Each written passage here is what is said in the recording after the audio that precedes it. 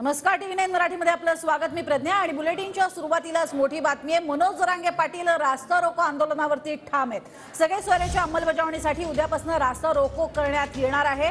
उद्यापासून सकाळी 10:30 ते दुपारी 1 पर्यंत रास्ता रोको करा असे त्यांनी आदेश दिलेले आहेत। तर मनोज जरांगे पाटील यांनी मराठा समाजाला आवाहन केलेलं आहे।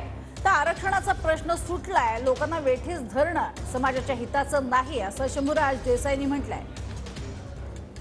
उद्या सकाळी 10:30 ते 1च्या याच वेळेत सगळ्यांनी शांततेत रास्ता रोको आंदोलन करायचं आहे।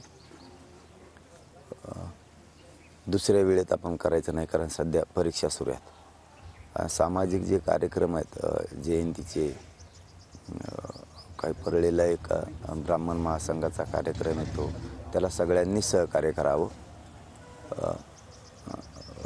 नेत्यांचं तर ठरलेलंच आहे, त्यांनी 24 पासून आपल्या गावात आपल्या दारासमोर यायचं नाही म्हणजे नाही। उद्याची सुरुवात खरी ही रास्ता रोको कशासाठी, तर दर दिवस सगळ्या सोयऱ्यांची अंमलबजावणी व्हावी म्हणून दर दिवस रास्ता रोको करून सगळ्या सोयऱ्यांच्या अंमलबजावणीचे निवेदन द्यायचे। दर दिवस निवेदन दिलं जाणार आहे सरकारला रास्ता रोको करून। सकाळी 10:30 ते 1 वाजेपर्यंतच्या या वेळेत।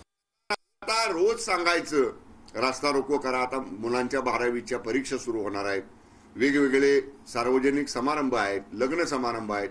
मग असं असताना केवळ मी म्हणतोय तसं झालं पाहिजे, मी सांगेल तसं झालं पाहिजे, याप्रमाणे महाराष्ट्रातल्या सामान्य नागरिकांना, जनतेला वेठीस धरण्याचं काम कुणीही करू नये। राज्य सरकार सकारात्मक आहे। राज्यात कायदा सुव्यवस्था अबाधित राहिली पाहिजे।